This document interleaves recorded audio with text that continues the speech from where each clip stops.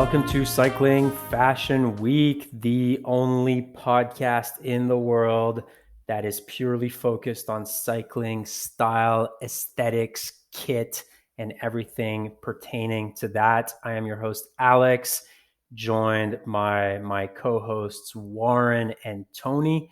And as usual, the podcast is brought to you by our partners at Le Club. LeClub.cc. They are the hosts of the world's most exciting, the best, the hottest cycling brands, shop brands like MAAP, Universal Colors, the Service Course, Fingers Crossed Socks, Quoc shoes. They've got everything you want. They're launching new categories. They just launched Albion, new brand over at LeClub.cc. And we are very happy to bring to our listeners a special code to shop over at leclub.cc. Use the code FashionWeek15 to get 15% off your order. They do worldwide shipping. They also have the best coffee in the business. And they're just really nice people based here in Montreal as well. So we're very happy to have them as partners. Go to leclub.cc, get 15% off using the code FashionWeek15. Tony and Warren, how's it going? Are you going to use that discount code? Are you going to mash the keyboard to use that discount code? I already have. I ordered some VeloFlex tires, actually. Did you flex on people with your tires? Not yet. I mean, they just showed up today. I haven't put them on my bike yet, but you guys will be happy. I finally got tan sidewall to put on my bike. Thank God. You said it didn't look good on your bike, though. Or how do you feel about it? Well, I haven't put them on yet, so we'll see. Your bike is blue, and blue and brown have gone together for is a great color combination. Anyone would tell you. But I also just want to add with MAAP. I was in Montreal this weekend, and I went to Le Club. They didn't recognize me, the baristas, which was a little upsetting. I figured that our pictures should have been up on the wall or something. So our numbers should be retired, like in hockey arenas. Yeah, exactly, like in the Bell Center. But anyways. The coffee's great. We've been getting beans from them, but I had a Danish from them. I'm not sure where they get it, if it's in-house or they order out, but the Danish, it was a raspberry Danish, and it was incredible. So on top of their great customer service, their great collection of clothing, their amazing coffee, if you're in Le Club in Montreal, get a Danish. You have a nice time in Montreal, Tony? I had a great time. The place I stayed was a little dumpy, but I was just there for a short weekend, so it didn't matter. It didn't really matter. My accommodations was kind of crap, but just for our listeners, Tony stayed in my house while I was away. So, and it's a beautiful. I'm kidding. It's a beautiful house. It was amazing. A little upsetting that he says my house is a dump, but wow. I only say you only say mean jokes like that when you know it's the opposite, right? Because it's so obvious that it's a joke. But Tony, all right. I also had something else to bring up besides our love of the club, which, though they pay us, it's a true, genuine love for them. Is mistakes we make, rare on this podcast, or rare that at least we admit it. But in last episode with our boys at Attacker, I threw something into the Canal. And now I'm not taking this out of the Canal. So I threw painting cycling kicks to look like sort of bigger, more mainstream brands, Nike, what have you. And that's still going in the Canal. I'm not changing that. But in sort of the effort to make it a little bit lighthearted and fun, a company called VeloKicks was mentioned. And I, without a lot of info on them, threw them into the Canal to try and get a laugh out of everybody. I'd heard of them before, but didn't do much research on them. So I thought they were just an Instagram that posted, painted custom kicks. I didn't realize that they were a company in themselves that not only offers painted kicks, but actually offers a really stylish, nice range of their own shoes. So I want to apologize to the good people of VeloKicks for throwing in the Canal. It wasn't my intention. I didn't do my journalistic due diligence. So I just want everyone to which you usually do, right? Which I often do. So yeah, apologies to VeloKicks. I probably won't be any better in the future, but I'll keep apologizing if I have to. I'll own part of the responsibility because I mentioned VeloKicks. I didn't throw them in Canal. I'm not apologizing for anything. I knew they made shoes, but I didn't clarify that they also did the custom paint thing. So, as usual, the thing I tell Tony everything he knows. So I should have probably just mentioned that they make shoes, and I agree they're pretty nice shoes. But you can now the painted, like the shoes that are painted to look like Nike or Adidas, and that's still in the Canal though. Yeah, that's still in the Canal. But if you look back, because I didn't know about that much about Velo Kicks, Warren sort of mentioned them, and I said in a admittedly hilarious manner, on a kind of an off the cuff thing. I said, "Well, they're in the Canal too," and then. They're a small company. I'm trying to talk shit about people representing big brands and not supporting cycling brands, and then they're the small company. I'm sort of flippantly throwing them into the Canal, and it's not what we're trying to do Your here. take should have been Canal, actually. Like your Canal, you didn't think it through My properly. joke should have been Canal, but my take was dead on. Like, I'm not stopping. Your take was correct. The joke I was don't want not. to see a painted Nike shoe, but I don't Well, want to kudos throw. to you. Kudos to Tony for being the big man here and admitting that it takes men with a lot of character to do that. Now, speaking of shoes, cycling shoes, and speaking of very nice white shoes, actually, we have a huge episode this week. I know I say that every week, but it's true. We are welcoming Quoc Pham, the founder of Quoc Shoes. He's going to be coming on the podcast. We'll do an interview with him, and we're gonna sort of talk about cycling shoes in general, and just ask him, what makes a good shoe, what should you be looking in for cycling shoes, and also talk about his brand, talk about his design story. He's actually a really interesting guy because he doesn't come from the cycling world; he comes from the fashion world. Although he was interested in cycling, and he sort of brought that over into cycling shoe design.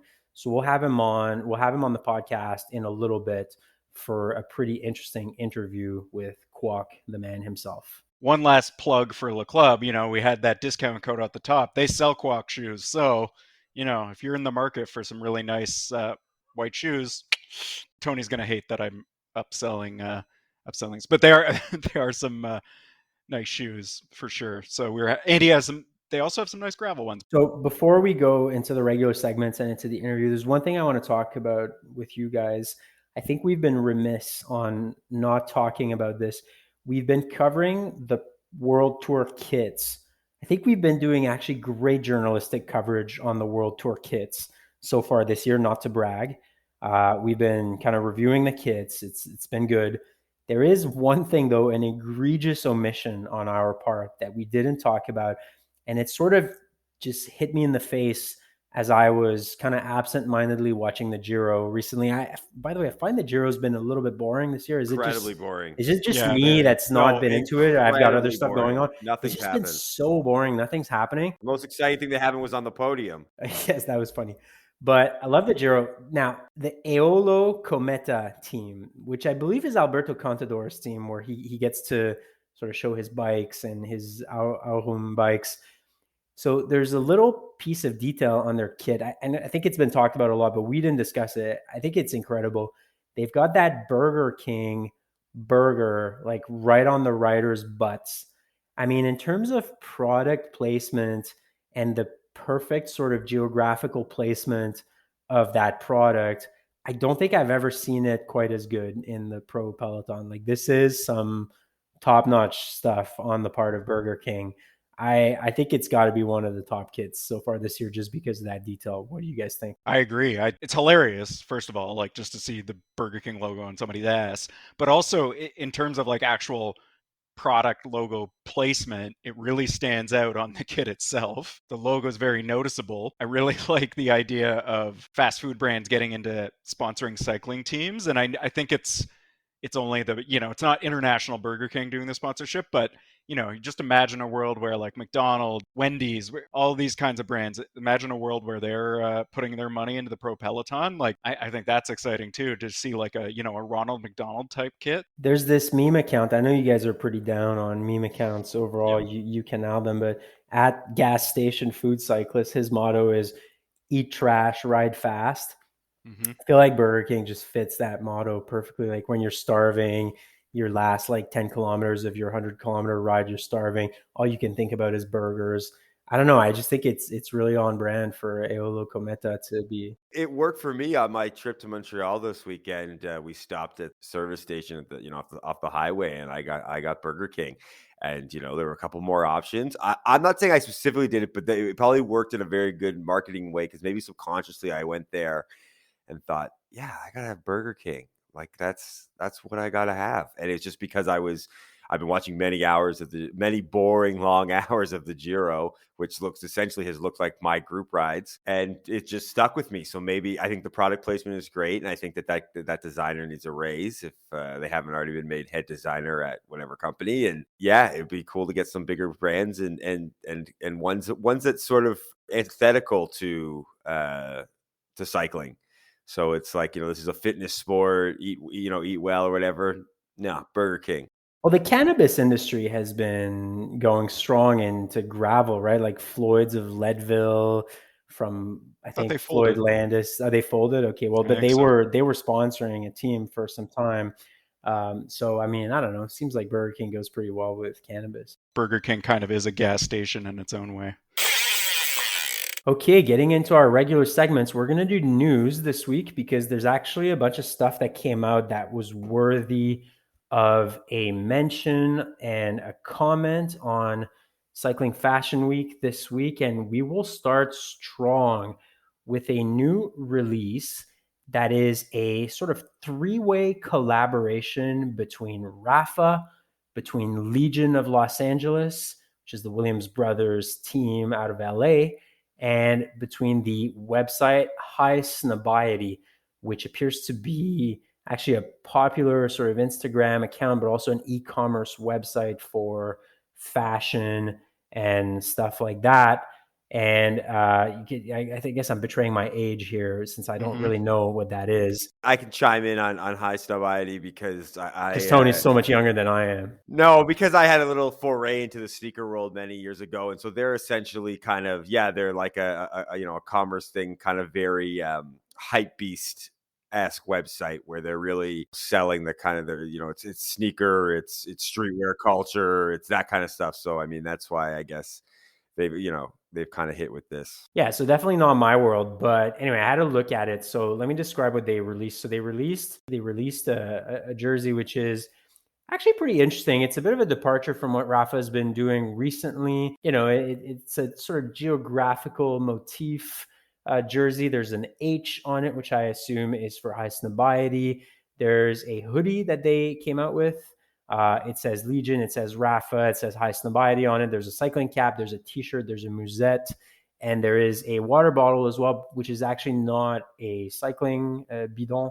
It's a Nalgene sort of translucid bottle that has the color pink, and it's got all the logos of these nice people on it. So I guess, guys, I'm going to ask the question. I think the jersey looks really good. It's got sort of a cream color. It's got a dark forest green. It's got the Rapha black armband, and it's got some blue on it. Really interesting mix of shapes, really interesting mix of colors. So I'm going to ask the question, is Rapha back?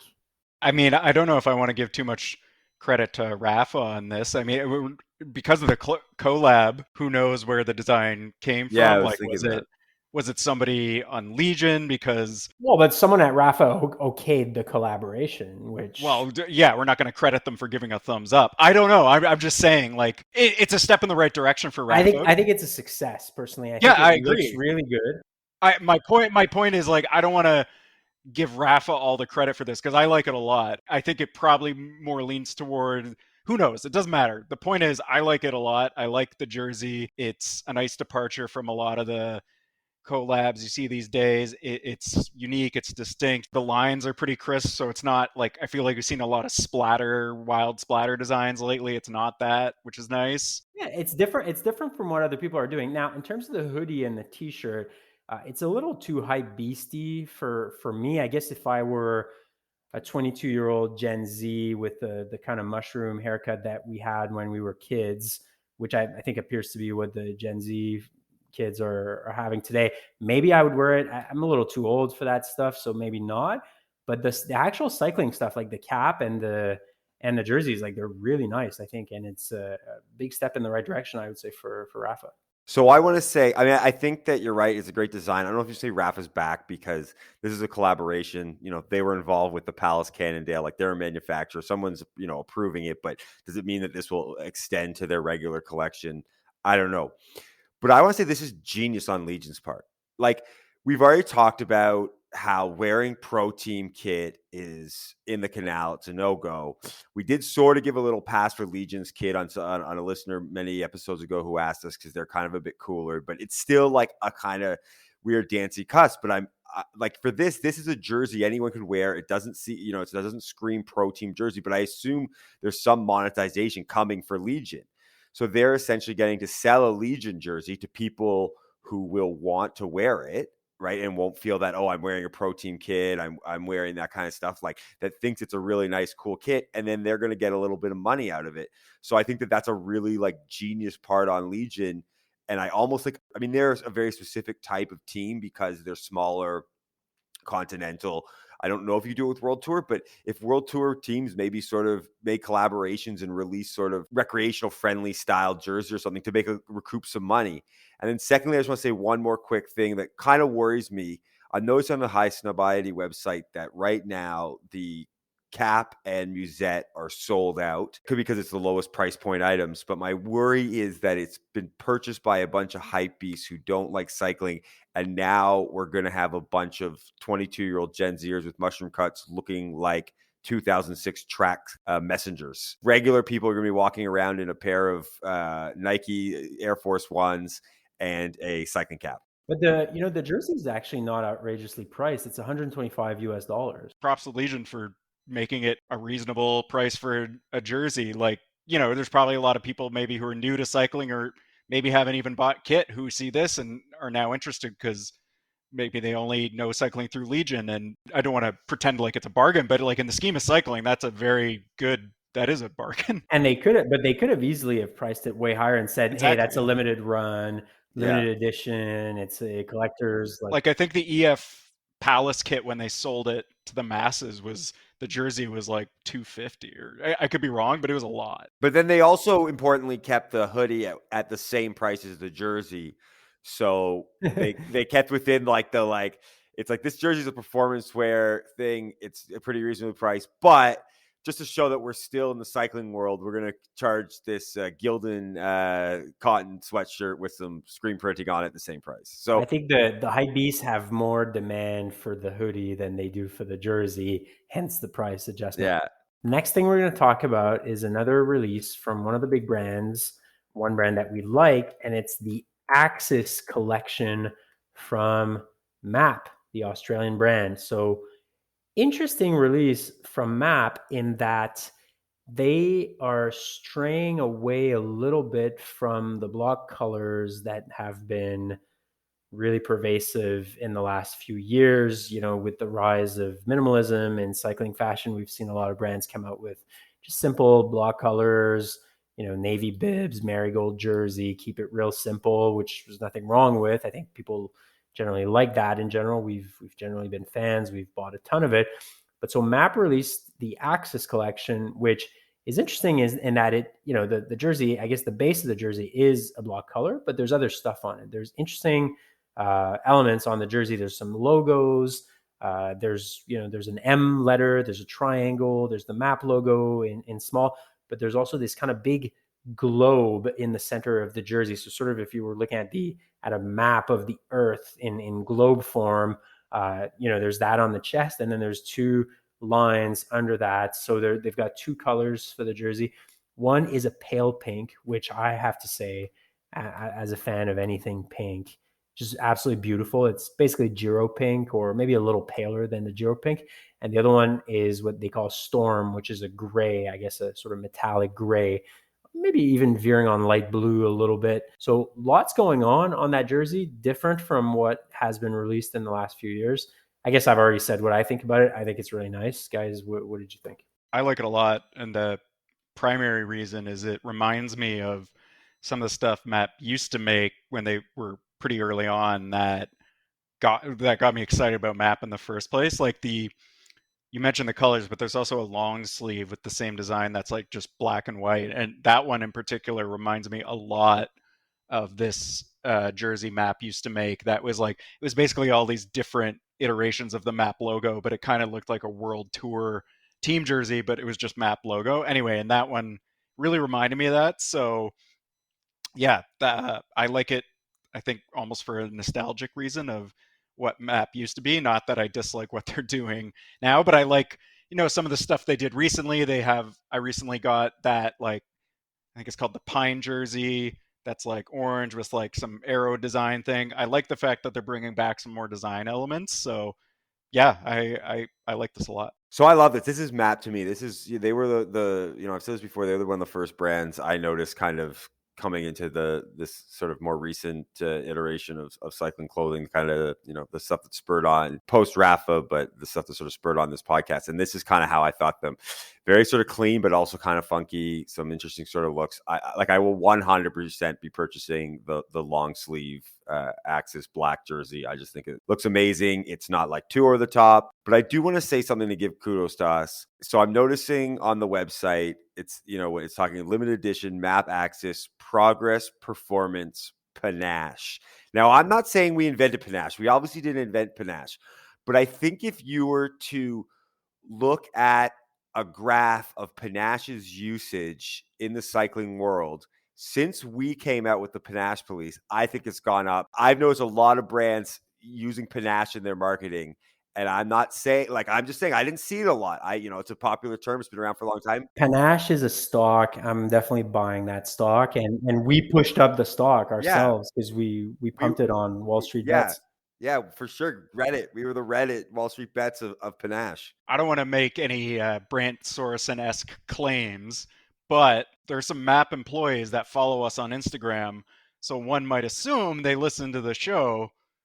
I don't know. It's not a far leap to go that they're hearing us also talk not about. like panache is a term that's been used in cycling for decades, but hey. That's what I'm saying. It was dead. You weren't seeing it anywhere. And now I get almost every time I read a new release or a marketing material from a new cycling kit brand, they talk about panache. And I'm just saying, again, I'm not saying we know we didn't invent it. We know it's been around for a long time, but it was in the Canal, and we dove in there and dredged it up. And now it's the most popular term. Listen, am I saying that we were the influence? Yes, I'm 100% saying we were the influence. And if MAAP wants to reach out and just admit it on air, we'd love to do that. Okay. All right. So the next item we're going to talk about now, this one broke my brain a little bit.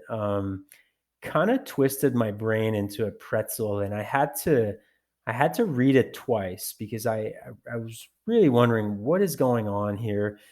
So the Spanish fast fashion, let's call them that, fast fashion brand Zara, which is ubiquitous, they launched a bib short, which I was wondering, hang on, is this just for, again, not to put Gen Z on the spot too much, but I note that wearing cycling shorts or shorts that look like cycling shorts but that don't have a chamois, that seems to have become a thing among Gen Z with like a baggy t-shirt. So I was wondering initially, is this only what it is? In which case it's perfectly on brand for Zara. But no, actually not. It is. They call it the strappy cycling culotte.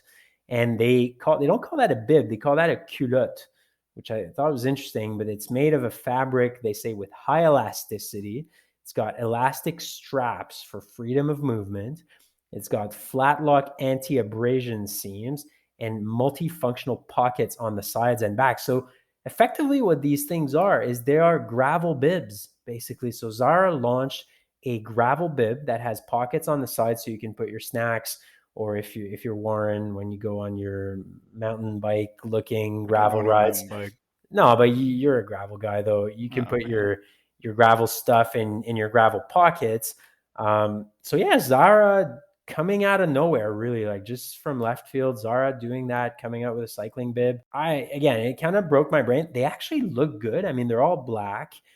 There's a series of like numbers on one of the thighs. I believe it's on the right one. There's a pocket on the bum as well, which I thought was weird. Like there's pockets on the legs, but pockets on the bum, I don't really know about that one. It feels like that's where your Burger King logo goes. Yeah, exactly. You should put a Burger King logo. You shouldn't put a phone in there, because if you're riding gravel with this thing, you hit a pothole or a bump, your phone's gone. Yeah, Zara just coming out of nowhere to have cycling bibs. What did you guys think? It's worth noting that though this is coming from Zara, it seems that they have worked with a cyclist by the name of Sammy Sari, who if you've ever seen any of the Thereabouts movies by the Morton brothers, Gus and Lachlan Morton, she was in a few of them, and the series they did with Rapha. I think she's a former competitive cyclist. I don't know pro, I'll be perfectly honest. Now I would say she's sort of like an influencer. I'm not exactly sure, but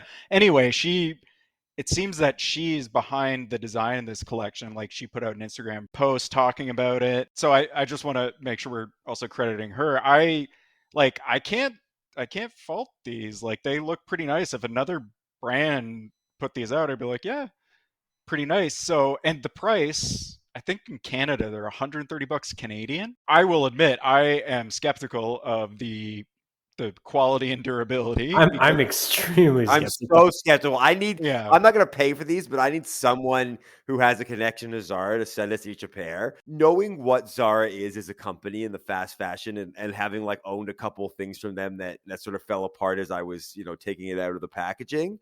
My question is, like, even for 120 bucks, it's now kind of in the realm of cycling gear, seems inexpensive. Like, it still seems like it might be a ripoff. Like, I just can't imagine Zara, which his whole thing is like super inexpensive, quick turnover stuff. It just feels wrong. I Yeah. don't know. Maybe this is It's not ugly, but elitism. I'm not going to endorse anybody buy these, because I wouldn't buy them, because I'm with Tony. I've bought normal clothes from Zara and the quality was awful. Yeah, not much. You buy once and you realize it's not worth it. Yeah, exactly. I wouldn't want to take away from actual like cycling brands with like proper cyclists behind them doing all the day-to-day stuff. And the other thing I was going to add is most of these brands, even small ones, like our friends over at Albion, have a lifetime repair program. You know what I mean? If your bibs rip, they'll sew them up, fix them. Whereas with Zara, Yeah, they're just, you imagine you email Zara, you're like, I crashed my bibs, or they're like, yeah, just Canal them. They're like, your what?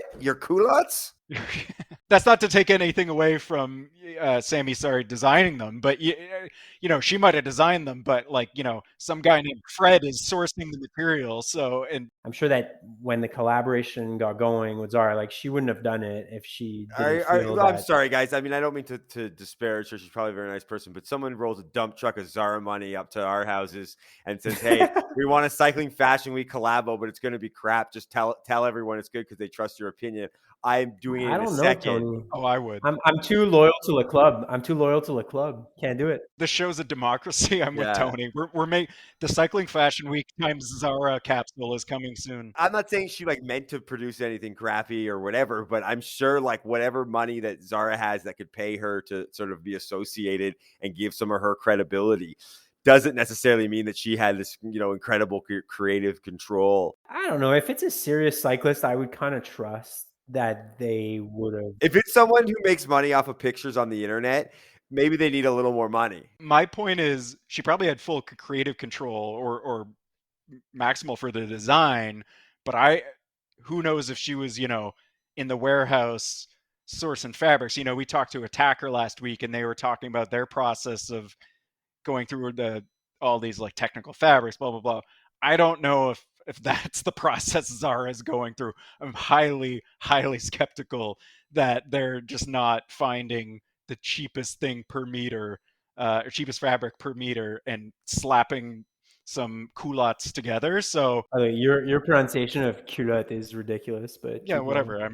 I'm a half American, half Canadian. What do you expect? I challenge Zara to send us a pair of these bibs, because we will test them. And we rave about a lot of the brands we talk about on here when we have their kit and we try it out, but our raves are genuine. If something isn't good, we will say so. Send us shorts. I want to try them because I don't think they're any good. If anyone ever thought to question whether Alex was truly French Canadian or not, him criticizing Warren's pronunciation of a French word is the most French Canadian thing in the world. And so we've proven without a shadow of a doubt, if anyone thought, oh, maybe they're lying to give a bit of like, sort of multilingual credibility to the podcast, I think that proves without a shadow of a doubt to anyone who thought maybe we were lying about him being French Canadian, because that is the ultimate French Canadian thing, is insulting an Anglo's effort. Well, I didn't make much of an effort. It would be culotte. It's pretty half-assed effort. Culotte? Yeah. Culottes. Culotte. No, not culotte. Culotte. Oh, culotte. They're ass pants. Cool. Ass pant. Actually, that's kind of what it means. Yeah. Look, Tony, I think the Cycling Fashion Week times Rapha times not Rapha Zara. Zara collab, I think that's a long ways off. I realize it's a democracy here, but I Vetoed. just don't see that happening. We'll anytime see how soon. much money they bring to the table. At least if it could be like a cool, slightly smaller brand, like I don't know, Drake's or something like that. I don't know, but OVO? not Zara. A Cycling No, Fashion no, Week no. OBO? You guys are so Toronto. No, Drake's from London. The Drake's of Oh. London. Yeah. Hit us up, Drakes. Or Drake. Okay, now it is time for our next segment, which Alex talked about off the top of the show. We are very excited to welcome Quoc Pham, the founder of Quoc Shoes. They are an independent British brand launched in 2009. And if you don't know them, they are the makers of, in my opinion, some really sleek and stylish performance, road, and gravel cycling shoes, as well as what they call their weekend cycling shoes, which are commuter or like city style bike shoes that for those of us who, ride their bikes, not just for going around fast and Lycra. I personally actually first heard about Quoc with their night lace-up shoe, I think around 4 or 5 years ago. I first saw it on the internet, started popping up some nice white shoes with black accents, and at least all the photos I saw had some really nice pink laces that really popped. Since then, they've released a lot more models, which we will get into. This is our first time talking to a shoe brand. We've obviously talked about shoes quite a bit, mainly about whether it's white or black shoes. Thank you, Quoc, for joining Cycling Fashion Week. Cool. Thank you for having me. Just to start, maybe just tell us a bit about your first experience with cycling, your background, and how you first got into cycling. I grew up in Vietnam for 5 years, born, and then my brother, I remember having my mum, dad bought him a bike because he was older than me, 2 years older. And I just remember chasing him everywhere, asking for a go. Can I have a go? And he was just like typical brother, no. And then just ride off. And there was it's the first time of experience, like desiring something that you can't have.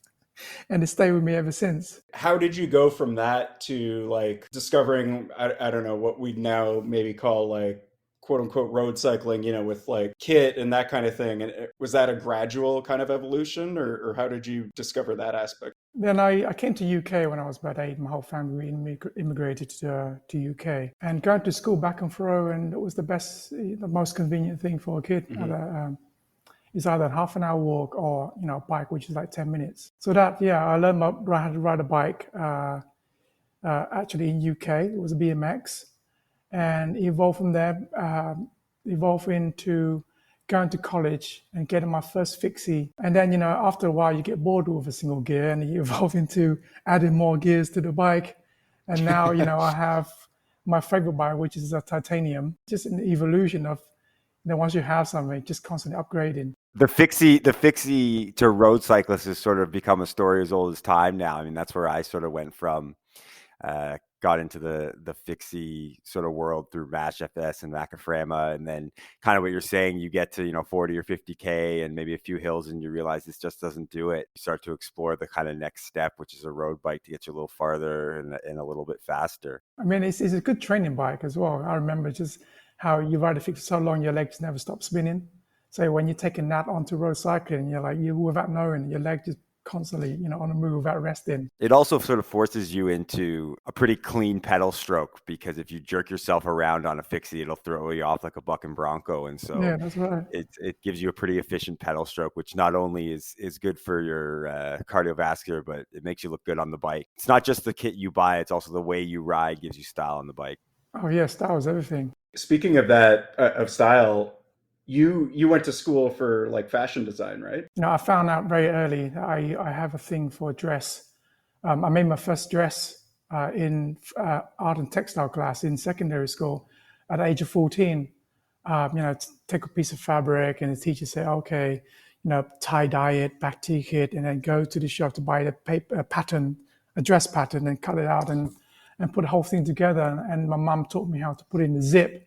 And at that age, I was just like, I just loved it ever since. I remember that day I was speaking to my teacher, this is what I want to do in creative. I dropped maths, I dropped IT or whatever, and just full gun ho, taking up, art and design, art history, everything to do with art world, creative world, and I just applied myself, and that was a big moment for me. But I got in St. Martin doing fashion women's wear. The thing with St. Martin is that it attracts so many amazing people around the world, students. There's been so many famous names come out from that college. But what I learned from that college is two things. It teach you to push boundary, to always experiment. It came from more of an artistic approach, I think. And secondly, it teaches you hard work. I remember in college, we don't sleep. It's like project nonstop. We give a project on Monday, and on Friday, on Wednesday, we have to present it. Show our design collection, food development, and also if you're a superstar, you make a sample out of it.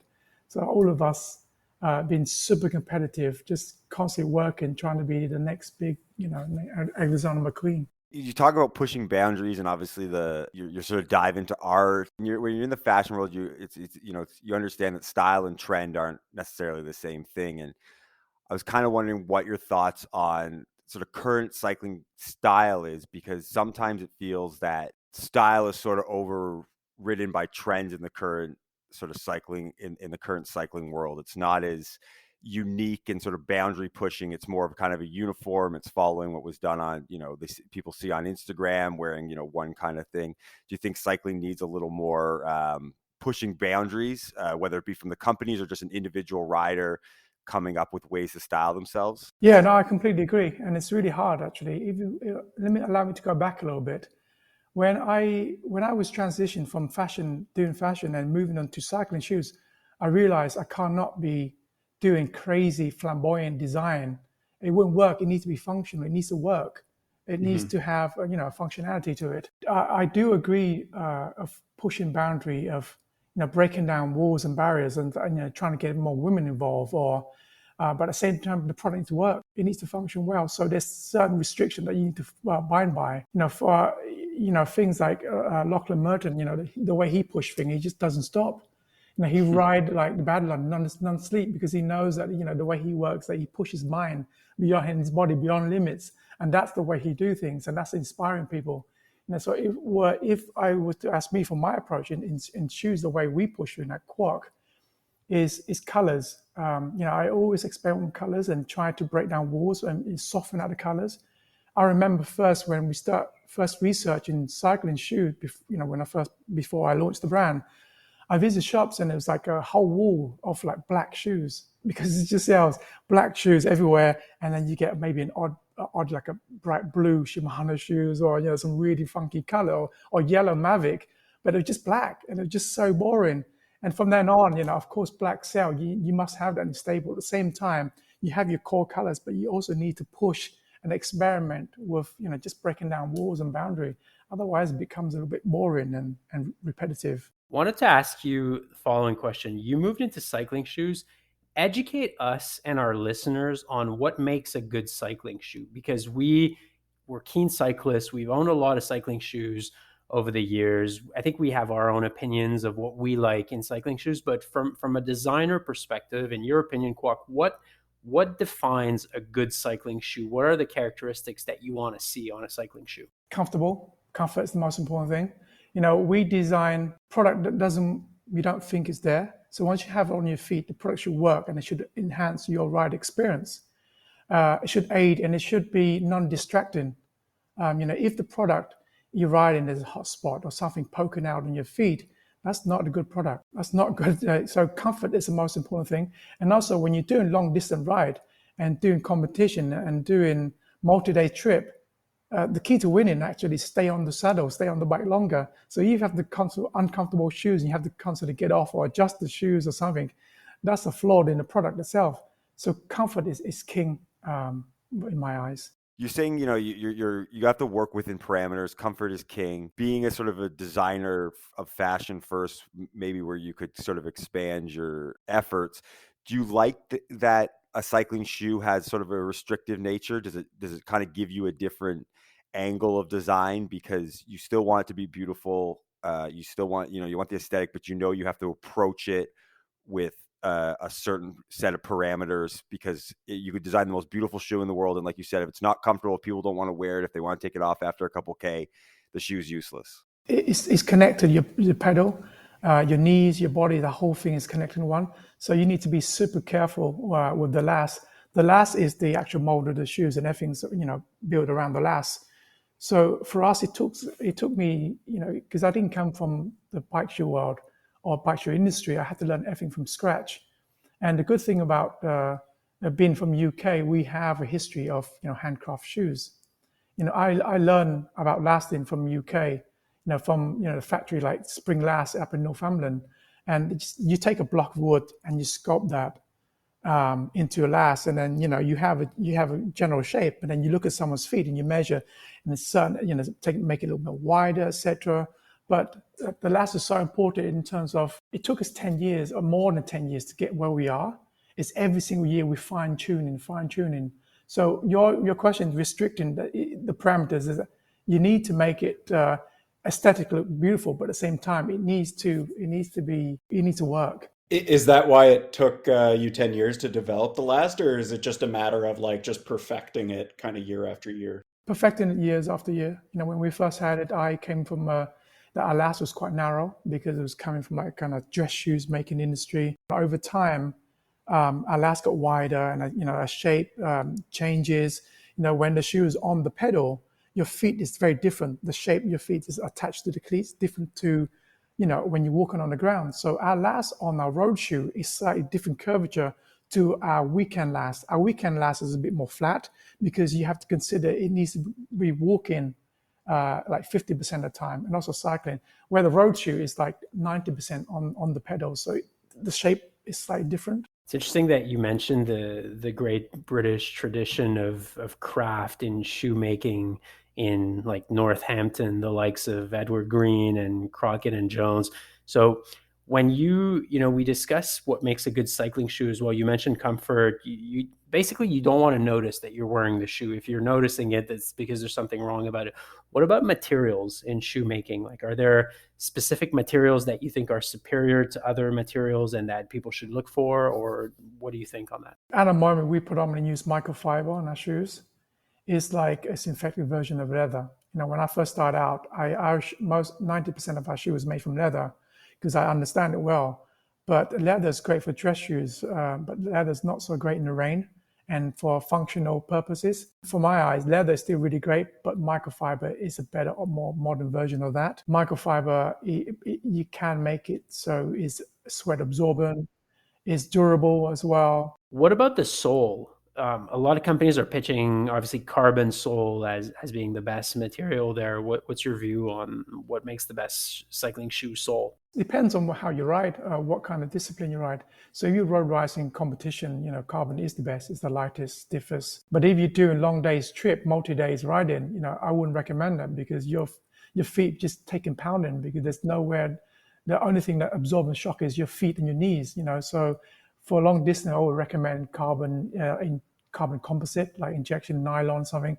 And that will absorb the vibration much better. And also, better for walking, flexibility, etc. And sorry, back to the uppers, because I also read that you only use one or two pieces material for the uppers. Is that aesthetic choice? Is that a performance thing, a weight thing? Like, why that essentially is what I'm asking. It's simplicity. It's to do with the more thing you put on a product, the more chance it can go wrong. You want the product to last and you want to make it simple. So, and also it's harder when something's more simple. Any imperfection, it will shows up on the product. So you get when the product have so many materials, so much going on that you can hide imperfections.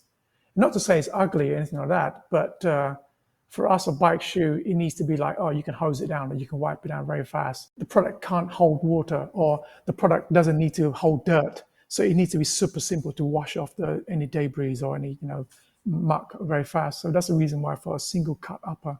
I'm sure we've all experienced the dirty shoe with too many sort of stitches and material pieces where you just can't get that piece of dirt out of the little, some little crevice is there. No matter how much you try and wash it, you got to get like a little toothpick if you want to be as sort of meticulous as I know some cyclists are about keeping their shoes clean. So it gives a great style, but again, back to practicality. I wanted to ask you, Quoc, when did you move to Taiwan originally, and what brought you to Taiwan? Because I know a little bit of shoe industry in terms of the bike worlds in Taiwan. over 10 years ago. Pretty much 90% of sport athletic shoes are made by a Taiwanese company. So it's Nike, Adidas, their manufacturers, Taiwanese partners. Be it, factories now is not in Taiwan anymore. It's in China, Vietnam. But the hub of the shoe industry is actually from Taiwan. So the reason why I was asking is because I've heard great things about the cycling scene in Taiwan. So Taiwan's obviously, as you said, they're a hub for shoe manufacturing and shoe companies, but they've also historically been a hub for cycling companies, for the likes of Giant, et cetera. They've been based in Taiwan, and I've heard a lot of people go on bike trips to Taiwan, or literally like are based in Taiwan because you've got weather you can ride all year long. So tell us a little bit about the cycling scene in Taiwan. Oh yeah, no, you're completely right, Alex. Cycling in Taiwan is amazing. It's a small tropical island, and you can ride it north to south within 3 or 4 days. You can do 2 days, like non-sleep. But it's a beautiful island. The roads are really immaculate. Great climbing here, and there's really amazing cycle route as well. The government put in infrastructure where you can ride north to south and all on bike paths. It feels like almost, if you're on Zwift, it feels like a real life version of Watopia or something like that. Honestly, Taiwan feels amazing. It's on my bucket list of places to go cycling. Yeah, we have the things with the KOM, King of the Mountain, and Taiwan is, I think, the most famous for that, and people flock around the world to ride that once a year. You move to Taiwan obviously means, for the shoe industry, it means you're super invested, but coming from fashion and women's clothing and working with more sort of textile materials in that sense, I guess the question is, why shoes? Why not go into the kit game, right, where you probably patterns are more similar, fabrics would be much different in cycling kit than in a dress, but it seems like that would be a sort of a more obvious choice for a fashion designer who loves cycling would want to start making kit, whereas you seem to have gone full board into these shoes. What was it about shoes, besides the fact that shoes are the most important part of an outfit, even off the bike? The shoes are, I only own a few pair of pants, but I own about 50 pairs of shoes. So it shows kind of where I take it. But, why cycling shoes? Why not kind of use your skills for other parts of cycling? That's a good question, Tony. I think the simple answer is I have a fetish for shoes. That's it. Growing up, I'm always like, not collecting shoes, but always want nicer feet, and also coming from UK, you sport for choice, and you just, the standard and the level of shoes are so much more higher in the UK. When I started this brand, I combined the two things I love most, cycling and shoes. And why didn't I pick fashion? Maybe because I was burnt from it as well, partly. After St. Martin, I have my own menswear label. And fashion is a tough game. Can you imagine 12 years ago we were doing spring summer collection? Every single 6 months you need to come up with a new collection. Each collection has 34 different pieces, and each piece has their own kind of logistic issues, fabrics, stitching, buttons, etc. But now it's like Monday to Friday. Someone can see something Monday and make it on the shop floor by Friday. So are you more of a trainer's guy, like in terms of your fetish for shoes? What we call in North America sneakers, but I know you guys in the UK call trainers, or more of a sort of custom-made leather shoe, a canvas shoe, maybe a sort of Vans or Spare or something. What's your fetishized shoe? What's your collection consist of, or are you just all across the board? Bespoke handmade shoes. I appreciate the craftsmanship behind it. If you take care of it, that shoe can last forever. And putting on the shoes in the morning, beautiful shoes, just lift your whole outfit, lift your morale, everything. You can have an amazing suit, but if you put on the dirty pair of trainers or shoes, like, that's it, the whole thing's ruined. Forget it. Quoc, when you said you had a fetish for shoes earlier, I thought you were going to say you have a fetish for feet, because Tony talks way too much about his feet on this podcast. So I was That's like, Warren. oh, That's okay, Warren. well, these two guys, they love to talk about their feet. So I was going to say, you've come to the right place, to the right podcast. But Quoc, I have a very important question for you, and I don't know, maybe just as a cultural thing, especially in Asia. To me, because the shoe is the most important part of my outfit, it's what I think the deepest about when I'm going out somewhere. How am I going to feel? Where am I out? I hate taking off my shoes at other people's houses. Now, I do have some caveats there, because I do understand that we live in a tough climate in Canada, and I'm not here, muck dirt around everybody. But on kind of a nice day when I go to someone's house and I have to take off their shoes, to me, my whole outfit is blown. Do you try and keep your shoes on when you go inside, or do you care? Do you think it ruins your outfit? What's your take on the shoes off at a party? It depends on who you like. It depends on the occupant and the owner of the house. If they request you take your shoes off, you take your shoes off. But I am okay with that. You're definitely taking your cycling shoes off when you come to my place because I don't want you to ruin my floors with your cleats. Well, cycling shoes are a bit different, but when I've had parties where I've requested shoes on and people have taken them off, and I've had to be like, no, I want you to have your shoes on. A, I don't like feet, so I don't even want to see you in your socks. And B, like, hopefully you've taken some time and some care in your shoe choice. Again, I own, of sort of my wardrobe, shoes is the number one thing I own in terms of quantity. And I think very deeply about the shoe I will wear when I go out. So I understand you got to be respectful of the host, but if you come to my house, I want your shoes on. That's cool. I can't believe you asked that. Actually, I can. Back to cycling shoes. I did want to ask, I saw your first shoe model you made, which I think was called the Fixed England. Yeah. And you were just talking about, these beautiful bespoke dress shoes, like non-cycling shoes. But if you go and Google the Quoc Fixed England, they actually kind of, in my opinion, look like really nice dress leather shoes. And I was curious how you kind of went from that in the beginning to eventually have evolved into these really nice performance road shoes, or the more, I don't know the right word for it, I'd just say more interesting looking like gravel shoes in the Gran Tourer. But I was curious kind of that evolution of how you got from like these like really nice leather cycling shoes to the performance area.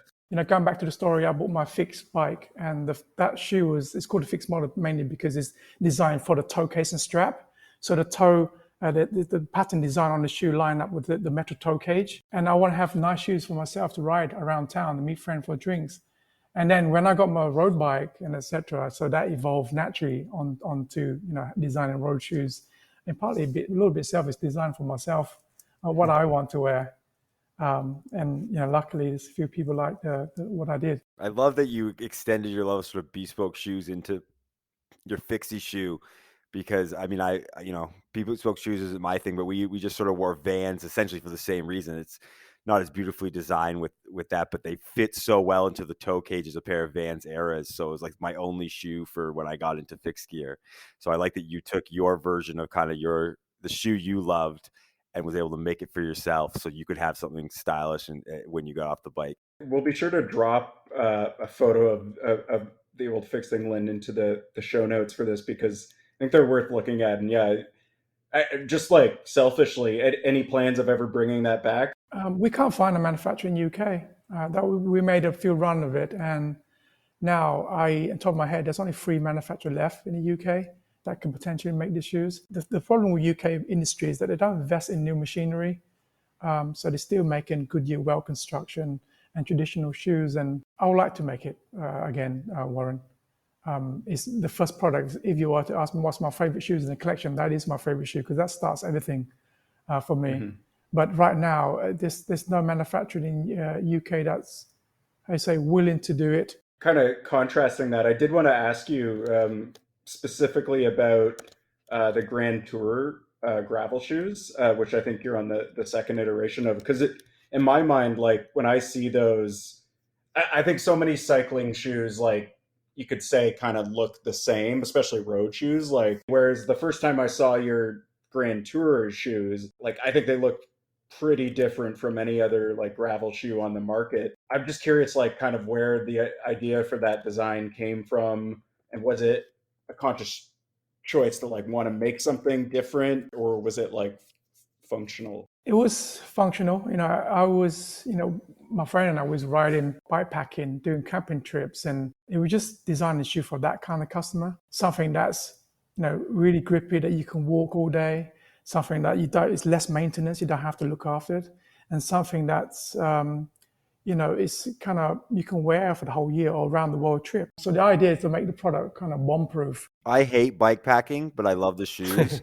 So I may get a pair for sort of gravel or even cross, but I will not bike pack in them because I will not bike pack. You should do fast bikepacking. And what we did in I did with my friend in north of Taipei, we just pack a bike with panniers, road bike. You don't have to do like road bike. And we just ride like 180 kilometers a day and you check into the hotel that evening. So you don't need to bike So it's a fast packer. It's a nicer way of doing it. Credit card bike packing hotel, I'm Yeah, more that's than it. into. It's the camping part of it that I'm not into. The carrying all a full tent and a bivy and a mattress and all this stuff. It's because you weren't wearing the right shoes. Could be. I do not have great sort of gravel. Well, I think mine are technically cross country mountain bike shoes. I do not have that, so maybe investing in a pair would be better. But I always say that it's not quite as fun as cycling and not quite as fun as camping. It's like the two worst parts of those two sports makes bike packing. So either camp or ride your bike, not both. Anyway, being a independent shoe brand, what's that like having to go up against like what I'll call like the bigger cycling brands? Because obviously like Specialized does shoes, Shimano, that kind of thing. What are some of the challenges you face in going up against bigger brands like that? The challenge for starting a company, starting a brand is everything. Especially where I came from. Like I said earlier, I didn't have any experience in the bicycle and also shoe industry. So I have to learn everything from scratch. Be working working on the factory floor, understanding how the whole procedure works, learning leather, etc. So understanding how the product works. And then you got things about trying to raise capital. The thing of independent, you just have to just do everything yourself. When I closed down my clothing brand, I had just like 6 boxes of sample, old production clothes to my name. I had nothing left. And what I did is on the weekends in London, we have this called East Street Market, where you just take a stall Saturday and Sunday. I was like, like heads in my hand. What do I do? What do I do next? The two things I love, cycling shoes. Okay, figured out that's what I want to do. The next step, how to raise money. So I didn't have anything left. So I had all these samples. So I took the weekend store to sell the clothing to generate money. And, I realized I was pretty good at it. Every weekend I was making a decent amount. And by the end of the month, I can afford to buy a ticket to Taiwan. And that's what I did. I bought a ticket to Taiwan. And when I got to Taiwan, I was like, okay, what do I do next? Google, like world source trading website, manufacturing, in Asia. Like so many people, only two people got back to me. One was China, and they said, "Oh, you're too small, forget you." And the next person, his name is Kevin. Actually, he's from Taichung, middle of Taiwan. He emailed me, and I called him back. And the next day, I visit him and show him my design. And luckily, he supported me. Okay, I'll make this for you, 5 colors. I put back in my bag, flew back to the UK. Okay, what's the next step I want to do? Okay, I never had experience of sale. I was a designer in my old world. I just stone cold call shops. What's the best shops in London? Condor Cycle. Okay, I call that. I called up, made an appointment. The next day, 11 o'clock, go in the showroom, open the bag. The fixed model was an earlier version of that in 5 colors. And he was like, his name is Carl, the apparel guy. He was like, oh, okay, give me 20 pairs. He loved it. And I repeat the same thing, 5 other shops around London, giving them a little bit of territory. And everyone placed an order on the first run. And then I was like, okay, I got this order, sold some to my friends, 20 pairs. And that was the next step. Okay, took out the weekend market again. I had to sell more clothes so I can buy another ticket back to Taiwan so I can present the order to the factory. And that's what I did. And this, when I showed him the order, it was like 120 pairs, my first ever order. He was like, what? He was expecting thousands years. This kid is like bullshitting his way through, and somehow he made it for me, and it just snowballed, slowly evolved from then on. As we've talked about, you've evolved the brand. You have these really nice gravel and road models. I think I mentioned the Night Lace Up, which is the first time I ever heard of Quoc, and you also now have the mono road shoes as well as the Gran Tourer. Do you have like bigger plans, more models, or what's the next few steps? It's expanding our range. At the moment, we've got so much more to do. We want to be number one in the world, and we still have a long way to go. The thing, going back to your earlier question, why is it different from us, is that we do everything ourselves. We design everything in-house. All the development from us, all the tooling, all the investment came from us. So we know our product intuitively. as opposed to some bigger brands, a bigger house, they sometimes outsource the design to the design agency. When you do that, when, every 2 years they switch to a new design agency, that design agency have a different way of doing things. So their product may look different after a couple of years, or they haven't, all the learning that gone through from the first agency hasn't progressed on to the product. So for us, it's like 13 years of evolution of making the product better, fine-tuning, and develop everything in-house. And it's much more harder, Warren, and it's much more expensive. If you make a mistake, it's like your neck could be on the line. We have a long way to go in terms of there's so much more model we can develop. And also for us, we never moved away from our urban range, like the urban night or the weekend shoes, because I come from the cycling industry. From the fashion industry. I still think that's a big chunk of the market. Potentially, we have something like the Chelsea boots coming out, where I'm trying to merge the two worlds together. It's like lifestyle and bike. How Nike, when they first started out, was track running shoes, but now people wear it to the boardroom. So I see from that. So potential where we go in is, expand our range, but expand it towards more like lifestyle fashion world. That's where we're going. We like to end all of our interviews with what we call rapid fire questions. So it's just like short question and just looking for kind of like your gut short reaction. So tea or coffee? Coffee. Laces on shoes or dials? Oh, dial now. Yeah. I love lace, but the convenience of dial is that's it.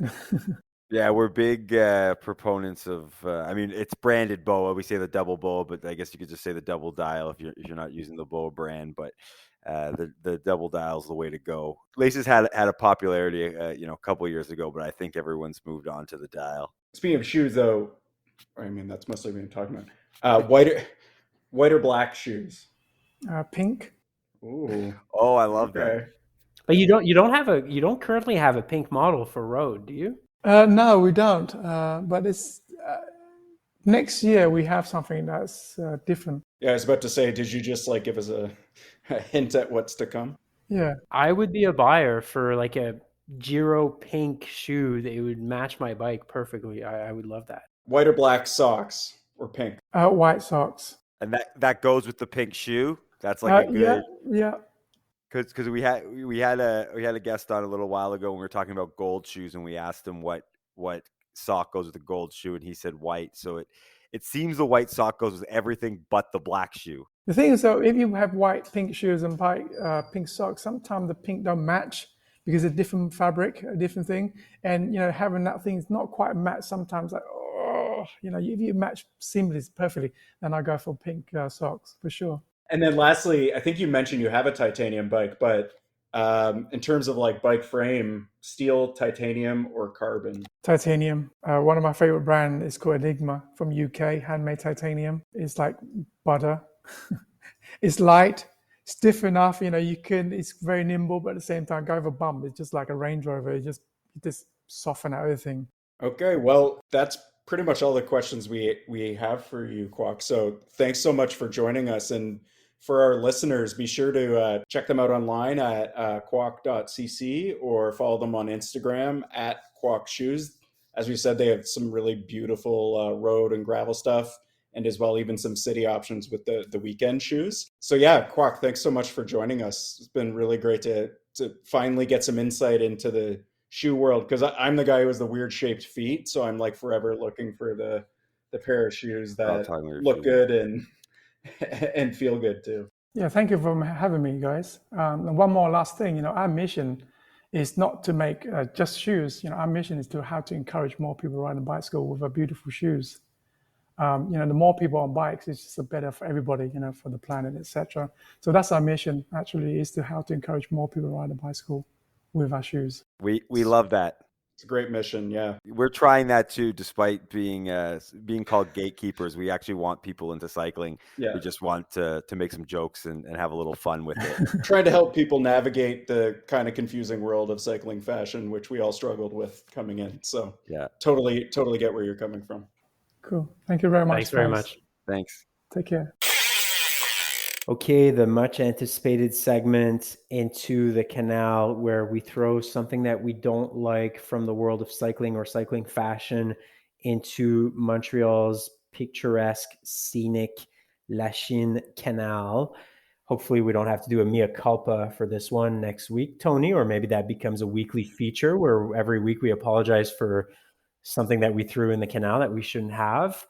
Why don't we start with Warren this week? I don't think I'll be apologizing for this one. This is sort of a listener sourced one again. I did that a few weeks ago about the outside is free hashtag being the live, laugh, love of cycling. This week, a listener on Instagram sent us a DM. His name is at J Potts. Hopefully he doesn't mind us calling him out. Maybe I'll be apologizing next week for like attracting hate DMs to this guy's account. But he sent us a photo of a bike saddle that was, as he said, slammed. What he meant is whether a bike seat is pushed all the way to the fore or the aft of your seat post. And he sent a photo of one that was pushed all the way forward, like to the end of the rails. Slamming your seat is in the canal. I fully agree with Jay's take, because if you have to have your saddle either all the way back or all the way forward, your bike doesn't fit you.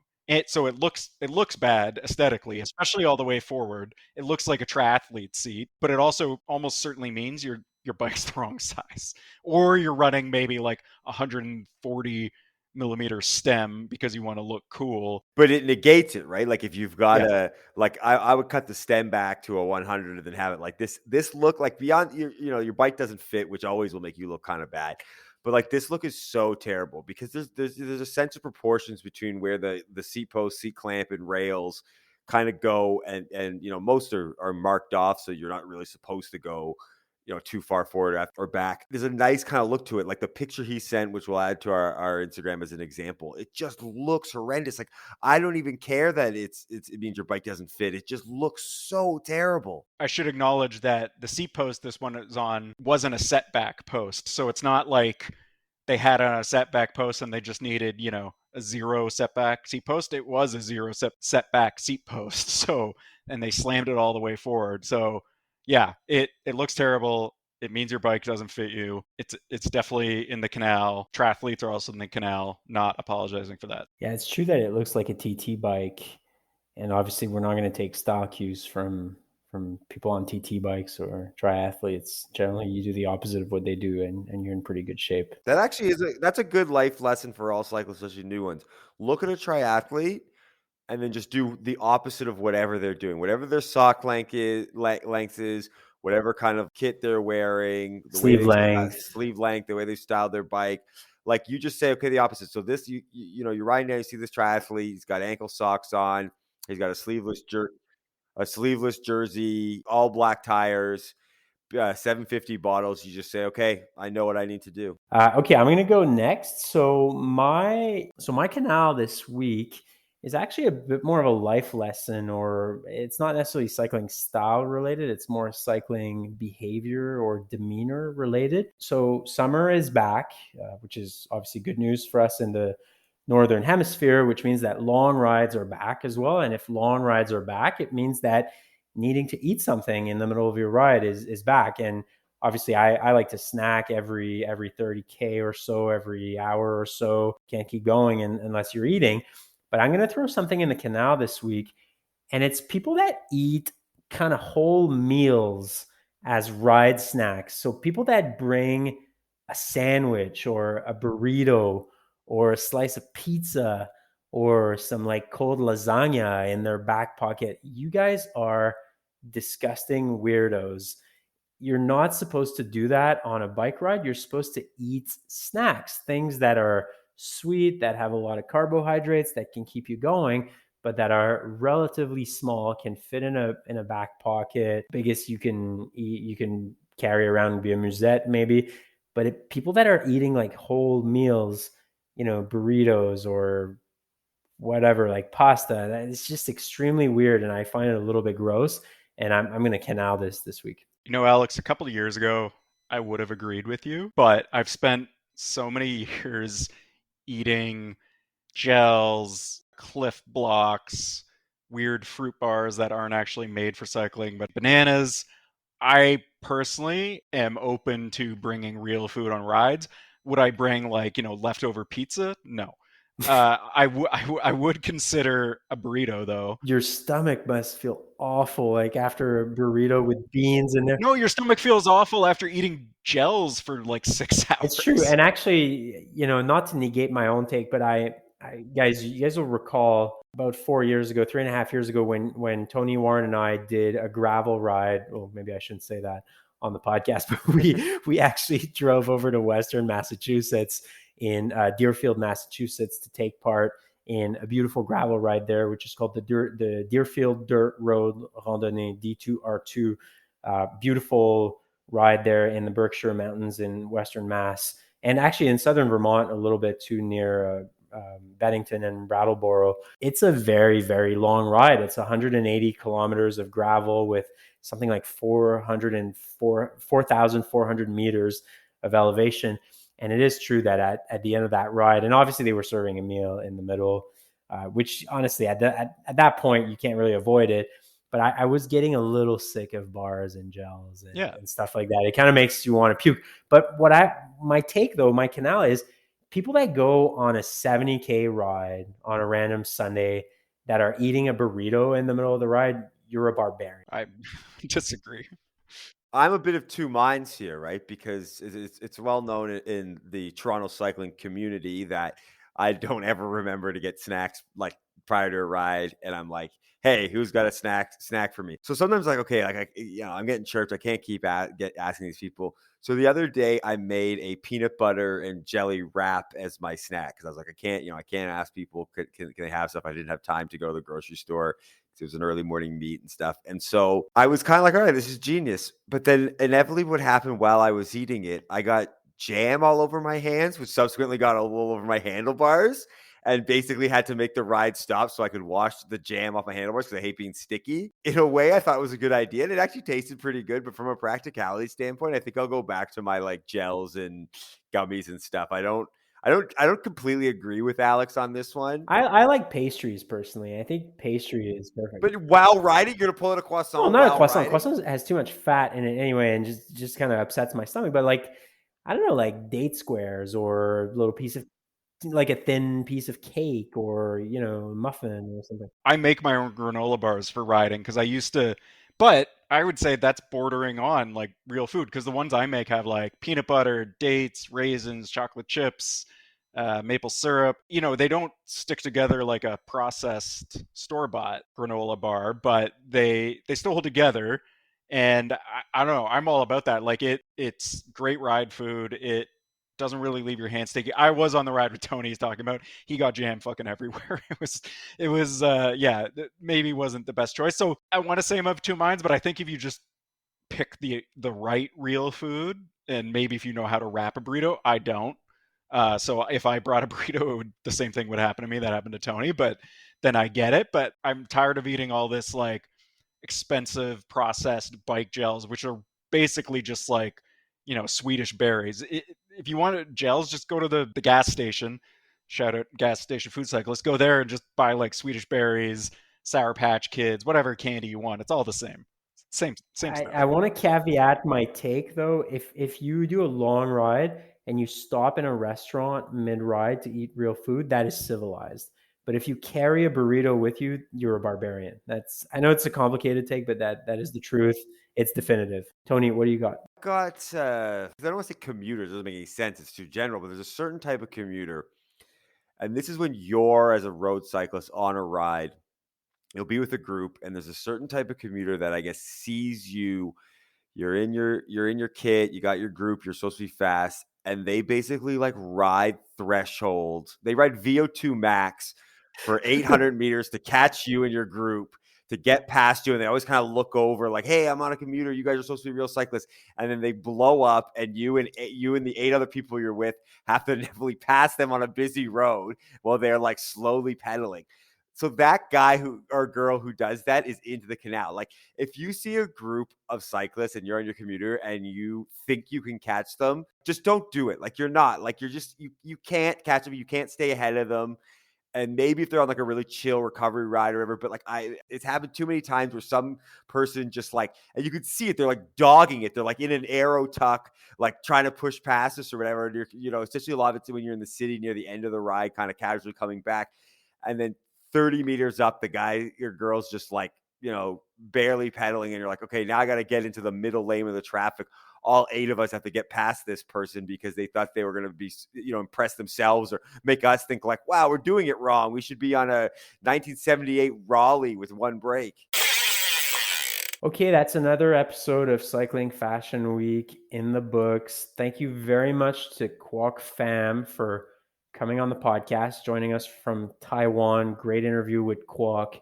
Follow his brand, check it out. And also go to our partners at leclub.cc. They carry Quoc shoes, very nice models available at leclub.cc. Not only Quoc shoes, but also a lot of other cool brands that have kit that you want to get your hands on, be it MAAP, Albion, Fingers Crossed socks. They've got everything. They've got the best brands. They've got the best coffee as well. And for our listeners, we have a very special discount code. Get 15% off your orders at leclub.cc using the code FashionWeek15. So just type that discount code on your keyboard, FashionWeek15, and get 15% off your order of extremely nice cycling kit or shoes at leclub.cc. Thank you, Tony. Thank you, Warren, for another episode. Follow us on Instagram at Cycling Fashion Week. Send us DMs, send us emails, cyclingfashionweek@gmail.com. We've got a lot of other interviews with people in the cycling industry, not just brands, coming up in the next few episodes. So we'll be back in a couple of weeks with more Cycling Fashion Week content. In the meantime, be well and enjoy your rides. See ya.